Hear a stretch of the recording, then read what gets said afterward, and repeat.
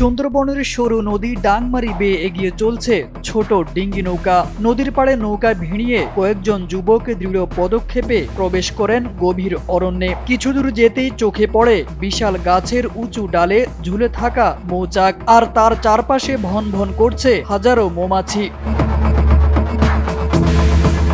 হাতে থাকা নোড়া জ্বালিয়ে ধোঁয়া তৈরি করে দ্রুত গাছে উঠে পড়েন এক মোয়াল। ধোঁয়ার প্রভাবে মৌমাছি দূরে সরে গেলে মুহূর্তের মধ্যে চাক কেটে বালতিতে ভরে ফেলেন মধু। দীর্ঘ পরিশ্রমের পর নিরাপদে নিচে নেমে আসতেই আনন্দে ভাসেন তারা। এভাবেই সুন্দরবনের গভীর অরণ্য থেকে সংগ্রহ করা হয় প্রাকৃতিক মধু। 5+ স্টার রেটিং প্রাপ্ত দেশের সর্বোচ্চ বিদ্যুৎ সাশ্রয়ী ওয়ালটন এসি। স্মার্ট কমফোর্ট এখন নেক্সট লেভেলে। একটা ফুল এক এক ধাপে ধাপে ফোটে, এই রকম আর কি মধু হয়। 5 ধরনের ফুল ফোটে, 5 ধরনের ফুল ফোটে। একটা নাম কোন দিবা? এটা আপনার কাকড়া, গরান, বাইন, পশুর, লতা এই ইত্যাদি আর কি। তবে এই আকর্ষণীয় পেশার আড়ালে লুকিয়ে আছে নানা ঝুঁকি ও সীমাবদ্ধতা। বাঘ, কুমির, সাপ, বন্য শুকুর সহ বিভিন্ন হিংস্র প্রাণীর হুমকি সবসময় তাড়া করে ফেরে মোয়ালদের। যে কোনো সময় প্রাণঘাতী হামলার শিকার হওয়ার আশঙ্কা থাকে তাদের। এর সঙ্গে চলতি মৌসুমে নতুন করে যুক্ত হয়েছে বনদস্যু আতঙ্ক। অনেকেই ডাকাতের ভয়ে এবার বনে যেতে অনাগ্রহী। তবু জীবিকার তাগিদে লোকসানের আশঙ্কা আর জীবনের ঝুঁকি নিয়ে গহীন বনে পাড়ি জমাচ্ছেন মোয়ালরা।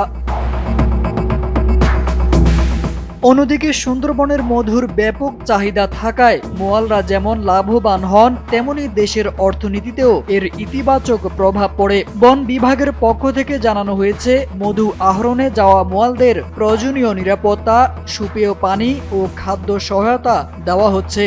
এবছর আমরা চিন্তা করছি যে আমরা তো 700 কুইন্টাল মধু আমরা আহরণ করতে পারবো এবং 200 কুইন্টাল মোম আমরা আহরণ করতে পারবো। এটা আমরা টার্গেট ধরেছি।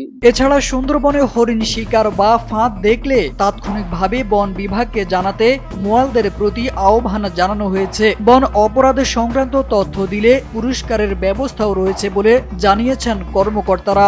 বিশ্বের বৃহত্তম ম্যানগ্রোভ বনাঞ্চল সুন্দরবন হইতে মধু আহরণ কার্যক্রম শুরু হয়েছে। খৈলসা, সুন্দরী, গরান ও কেওড়া গাছ থেকে মৌমাছি কর্তৃক আহরিত মধু মোয়ালরা কালেকশনের মাধ্যমে সংগ্রহ করছে। তো বন বিভাগ তার প্রত্যেকটি ক্যাম্প এবং স্টেশনে মোয়ালদের নিরাপত্তায় টহল কার্যক্রম বৃদ্ধি করছে। এতে বন এবং বন্যপ্রাণী সুরক্ষিত হচ্ছে এবং মোয়ালরাও নিরাপদে তাদের মধু কার্যক্রম প্রক্রিয়া সম্পন্ন করতে পেরেছে। তো বন বিভাগ, কোস্টগার্ড, নৌ পুলিশ এবং সকল আইন শৃঙ্খলা বাহিনী যদি সার্বিক সহযোগিতা করে, তাহলে মোয়ালরা তাদের মধু আহরণ সুন্দরভাবে করতে পারবে এবং মৎস্যজীবীরা তাদের মাছ সংগ্রহ সঠিকভাবে করতে পারবে। প্রতি বছরের মতো এবারও 1 এপ্রিল থেকে শুরু হয়েছে মধু আহরণ মৌসুম, যা চলবে 31 মে পর্যন্ত। চলতি মৌসুমে 700 কুইন্টাল মধু, 200 কুইন্টাল মোম এবং প্রায় 16 লাখ টাকা রাজস্ব আদায়ের লক্ষ্যমাত্রা নির্ধারণ করা হয়েছে। এর আগে 2025 সালে মোয়ালরা সংগ্রহ করেছিলেন 647 কুইন্টাল মধু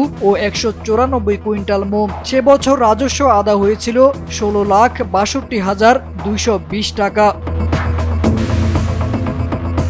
তারেক আজিজ খান, NPB।